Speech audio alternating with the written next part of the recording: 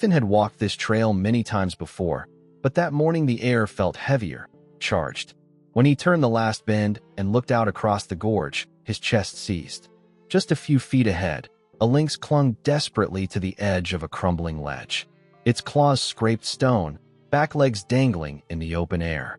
For a second, Ethan thought his mind was playing tricks on him. Then the animal's eyes locked with his, wide, terrified, pleading. His phone was already in his hand.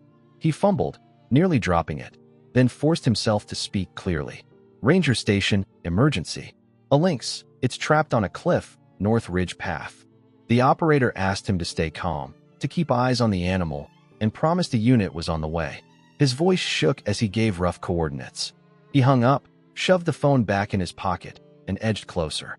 The lynx hissed once, weakly, but it didn't try to fight. It was too exhausted. Ethan crouched, pressing his stomach against the dirt so his weight wouldn't shift forward. He could see every tremor in its muscles, the tiny jerks as its paws scraped for friction. He knew if he tried to grab it barehanded, he could cause it to fall, or worse, injure them both. His breath came shallow. He forced himself to stay still. A small pine grew at an angle from the cliff.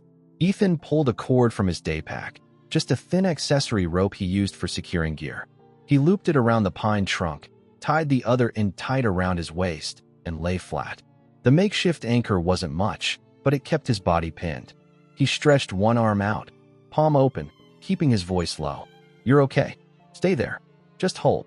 He wasn't sure why he was talking to the lynx. Maybe because it steadied his own heartbeat. Minutes stretched. Pebbles rattled down into the void. The lynx's left paw slipped, caught again, slipped farther.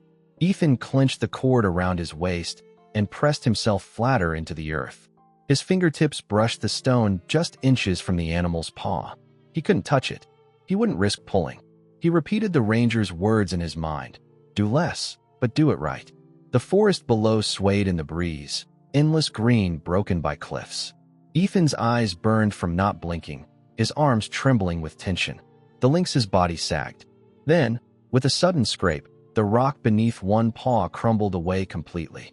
The paw swung free into open space. Ethan's heart slammed in his throat. He locked his arm to the stone, ready for the rest to give. The lynx let out a rasping cry that cut through him like nothing he had ever heard. For one impossible second, it dangled by only 3 claws, body twisting over the abyss. And Ethan realized, if the next chunk gave way, there would be nothing left to hold on to but silence. Branches snapped behind Ethan, and he jerked his head just as 2 figures rushed down the narrow path. Ranger Sarah Doyle crouched beside him, already pulling a radio from her vest. Ben Harper, a wiry man with a coil of rope on his shoulder, dropped to one knee and scanned the cliff edge, eyes narrowing as he judged the distance and the angle of descent. Sarah's voice was steady, but clipped with urgency. "Talk me through it. How long has she been hanging? Has she shifted?" Ethan stammered, struggling to keep his breath even. "Minutes. Maybe 15. She's losing grip. One paw's already gone. She can't hold much longer." Sarah leaned out just far enough to see the lynx. Her eyes tightened, assessing the trembling body pressed to the stone. She pressed her radio, voice clear. "Unit on site. Large female lynx. Compromised position, immediate risk of fall. Deploying harness." Then she glanced at Ethan, her gaze firm. "Stay exactly as you are.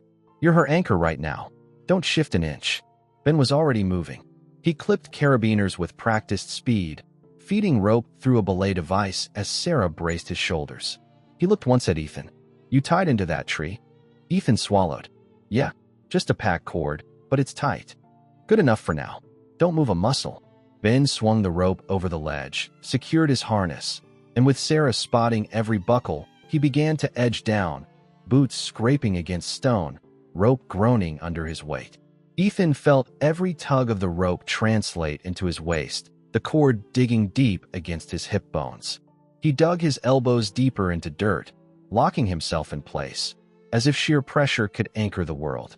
The lynx let out a broken rasp, head jerking toward the new movement below. Ben's voice carried over the drop, calm but firm. "Easy, girl. Easy. I'm right here." Sarah lowered a soft webbing loop down the rope. Ben maneuvered, dangling just beside the animal. With quick, precise motions, He slid the loop carefully under the lynx's chest. Then he pulled a folded blanket from his pack, wedged it between the lynx and the jagged rock. "This'll stop the stone cutting into her ribs," he called up, sweat dripping from his chin. The animal trembled violently, muscles twitching, but didn't fight. Exhaustion had drained her. Ethan's fingers ached from pressing into the earth. He whispered without realizing, lips barely moving. "Just stay? Please stay. Don't let go." A sudden gust slammed up the gorge, rattling branches like dry bones. Pebbles skittered over the edge in a cruel cascade. Ethan flinched, but he held. Sarah dropped lower beside him, bracing his shoulders with a steadying hand. "You're good. Hold steady. Don't move." Footsteps approached fast from behind, heavy and uneven. A broad man in a mud-stained jacket stormed up, face flushed red from anger. His voice cracked the tense air. "What the hell's going on here? That thing's a killer. You save it, and it'll come for my calves or my kids next." Sarah rose just enough to face him, body squared. "Sir, step back now. You're in a restricted area." "Restricted? Don't give me that. My land's a mile that way. If that cat's been taking livestock, you're wasting time and rope. Better to put it down before it takes one of us with it." Ethan's stomach lurched, a wave of nausea flooding him. The distraction bled into his concentration like poison. Sarah's tone sharpened to a knife edge. "Ben's under the ledge." One word too loud and she panics. "Step back now, or you'll cause both of them to fall." The man swore, spat on the ground, and retreated a few paces, muttering curses under his breath. The silence that followed was heavier than before. Ethan refocused on the lynx, forcing the world to narrow. Its head lolled against the blanket. Chest heaved once, twice, then slowed to frightening stillness. Ben's voice rang up, harsher this time. "She's going limp. Losing her." Ethan felt the rope slacken in a sickening way. He pressed his cheek against the dirt, eyes locked on the fragile movement of ribs. They barely moved at all. Sarah's radio crackled alive with static and a voice. "ETA 10 minutes. Sarah's jaw clenched, so tight the muscles jumped. She has to hold. Ben, secure, and wait for extraction. No sudden pulls. Ethan whispered again, words scraping from his throat, though he knew the lynx couldn't hear. "Just a little longer. Stay with us. You've made it this far." The lynx hung motionless, her breath so faint it was nearly invisible, and the cliffside itself seemed to stop breathing, every sound of the forest holding back in a terrible, airless pause. The siren of a utility vehicle echoed through the trees, cutting off Tom's muttering and drawing every eye toward the path. Dr. Mark Collins, gray-haired and carrying a heavy black case scuffed from years of use, strode down without hesitation. His steps were brisk but deliberate, as if each second mattered. He nodded once to Sarah, then dropped to his knees at the cliff edge, his eyes narrowing. "Talk." Sarah gestured toward the lynx with a sharp movement. "She's secured, but respiration's weak. Stabilization needed immediately before we even think about extraction." Collins snapped open his kit, metal clasps clinking. His hands moved with practiced speed, pulling out vials, needles, and gauze. He drew a syringe, measured a droplet of clear liquid with meticulous precision. "Minimal sedative," he said without looking up. "Just enough to prevent thrashing panic, not enough to depress her further." Ben steadied the lynx with both arms braced against the rock as Collins leaned dangerously close to the edge, found a patch of muscle behind the shoulder, and slid the needle in. The animal twitched once, a weak ripple through tense muscles, but didn't resist. Collins pressed a stethoscope firmly against the chest, listening for long seconds, his brow furrowing. Finally he glanced up. "Shallow, irregular. Time is running out. We move now." The next minutes blurred into barked orders. Sarah anchored the main rope twice over, testing knots until they held solid, while Ethan tightened his grip on the cord around his waist until it cut into his hips. Ben inched upward, one hand at a time, hauling the blanket-cradled lynx closer. Collins crouched above, voice sharp as a whip. "Keep her level. Don't crush the ribs. Don't twist her spine." Sweat dripped from Ethan's hair, sliding into his eyes, but he didn't dare blink. His arms trembled, muscles burning, as the rope shivered with each move. Finally, agonizingly, the lynx slid onto solid ground, her legs splayed awkwardly, chest rising in tiny jerks like broken bellows. Collins clamped an oxygen mask over the muzzle, the hiss of air filling the tense silence. He pressed 2 fingers firmly under the jawline, eyes narrowing. Weak, but present. Keep her still. Tom stepped forward suddenly, eyes hard and lips curled in disdain. You're wasting your time. That thing's a predator, a menace. It'll be back for livestock the moment you let it loose. Sarah's reply cut like stone. This is protected land. She'll go back, but not here. She'll be released in a safer zone away from farms. Tom's jaw clenched tight, his knuckles whitening as his fists balled, but he didn't push further. They transferred the lynx into a heavy canvas carrier, padding the inside with blankets scavenged from emergency stores. Ethan bent instinctively, sliding his hands under one end, the coarse fabric burning against his palms. Sarah caught the movement, gave a quick assessing nod, and commanded, "With me." Together they bore the weight slowly up the trail toward the waiting truck, each step cautious on the uneven dirt. At the ranger station clearing, a canvas tent had been rigged into a field clinic, lamplight glowing dimly through green fabric walls. The lynx was laid carefully on a stretcher table, monitors clipped to her chest and forelimbs. Numbers flickered weakly on a small screen, the blips irregular. Collins threaded an 4 into a foreleg with swift hands, securing it tightly with tape. Dehydration severe. Bruising across ribs, possible microfractures. We keep her overnight and reassess in the morning. Ethan lingered near the flap of the tent, dirt streaking his arms and dried sweat crusting his face. Collins noticed and pointed firmly. You, sit there. He gestured at a stool pulled beside the carrier. If she thrashes in her sleep, press steady on the frame. Don't let her slam her head or break the line. Hours crawled by like days. Outside, the forest shifted into night, crickets beginning their endless chorus, owls calling distantly. Inside the tent, the only rhythm was the steady beep of the monitor and Ethan's own shallow breathing. Each time the lynx stirred, her ears twitching or tail flicking weakly, Ethan leaned closer and whispered the same words he'd spoken on the cliff, like a promise binding them. You're okay. Hold on. You've come this far. Near midnight, Collins hunched over a notepad, scribbling notes by lantern glow. The tent smelled of antiseptic, fur, and damp earth tracked on boots. Then the monitor broke the fragile quiet. A sudden flat tone pierced the air. The green line on the screen dropped straight, the pulse reading vanishing. Ethan froze, his hands gripping the carrier frame until his knuckles ached white.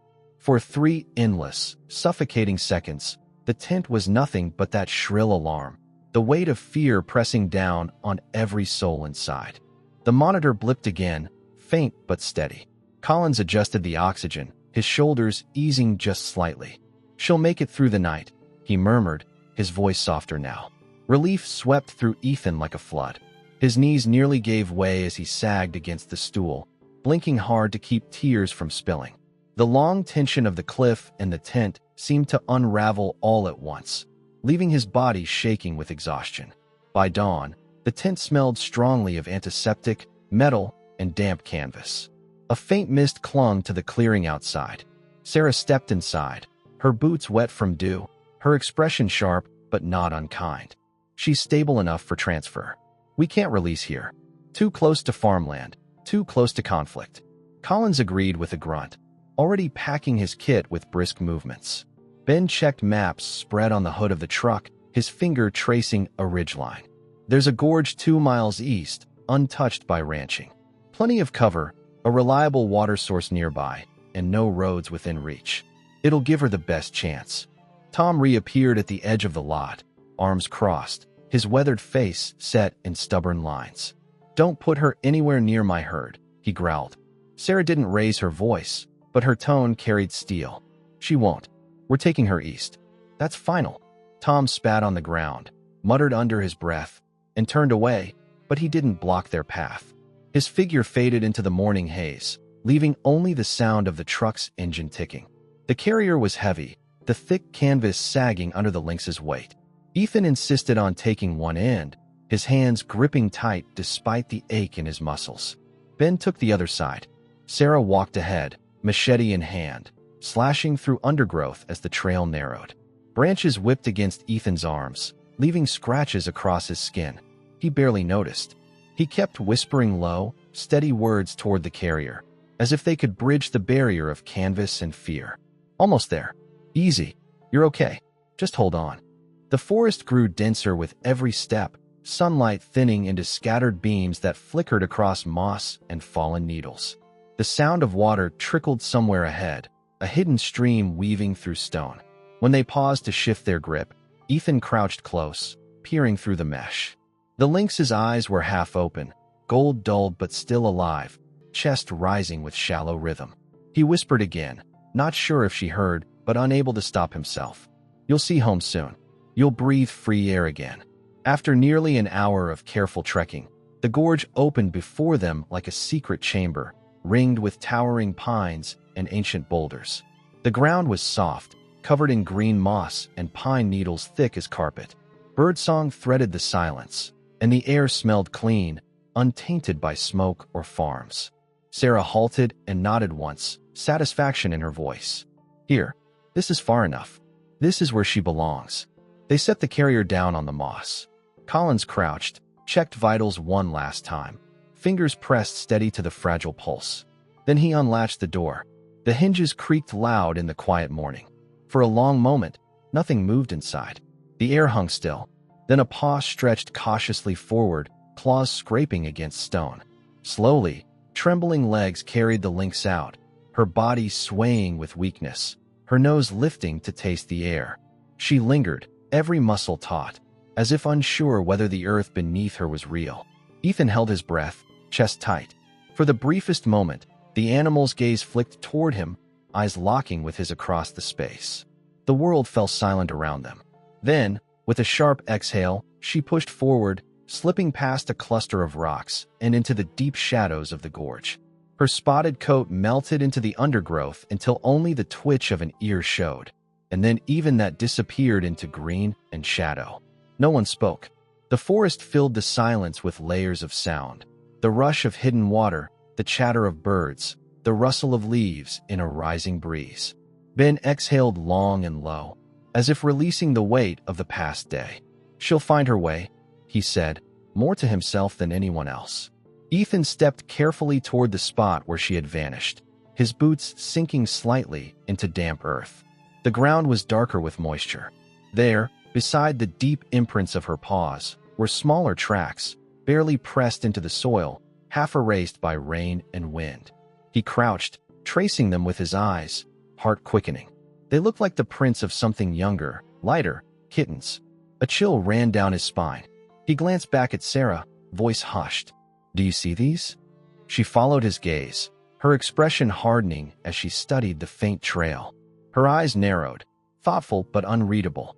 The tracks disappeared quickly into the brush, leading deeper into the gorge, into places even rangers rarely walked. Ethan straightened slowly, his throat dry, his voice barely a whisper. She wasn't alone.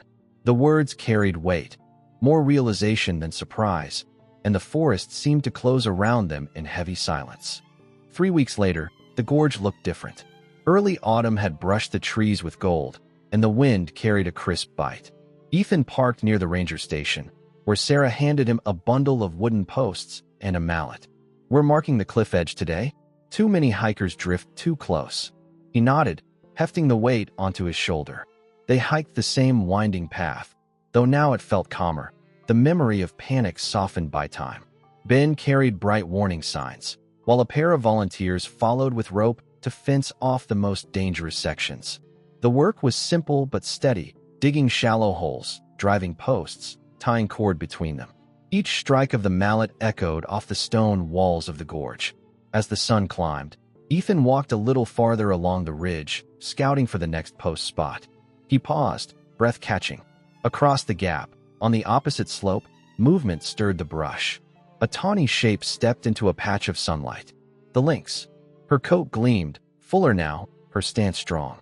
For a moment she stood alone. Then 2 smaller forms scrambled out from behind her legs. Kittens, their fur mottled, ears tipped with tiny black tufts. They tumbled clumsily, batting at each other, before freezing at her side. Ethan's throat closed. His hands tightened around the mallet until his knuckles ached. Sarah's voice drifted from behind. Find a good spot. He didn't answer. Instead, he took a step back, lowering the mallet to the ground. He raised one hand, a silent signal for quiet. Sarah followed his gaze. Her lips parted, but she said nothing.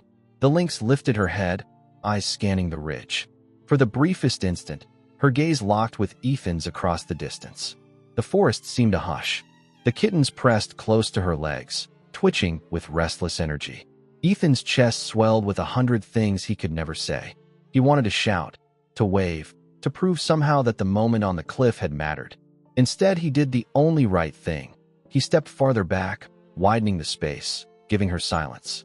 The lynx blinked once, slowly, then turned. She guided the kittens into a stand of juniper, their tails flicking out of sight. The brush closed behind them, leaving only the stillness of the gorge. Ethan pressed his palms over his face. The tears came fast, hot, unstoppable. Not from grief, but from the release of everything he'd carried since that day. The fear, the helplessness, the fragile hope. Behind him, Sarah laid a hand on his shoulder, grounding him without words. By late afternoon, the posts stood in a line, ropes strung between them, signs nailed firm. The cliff edge looked less like a trap now and more like a boundary respected. As they packed their tools, Ben glanced over his shoulder at the gorge. She's got a chance. That's all she needed. Ethan breathed deep, tasting pine and cold air. He didn't look back again. The memory of her eyes, steady and alive, was enough.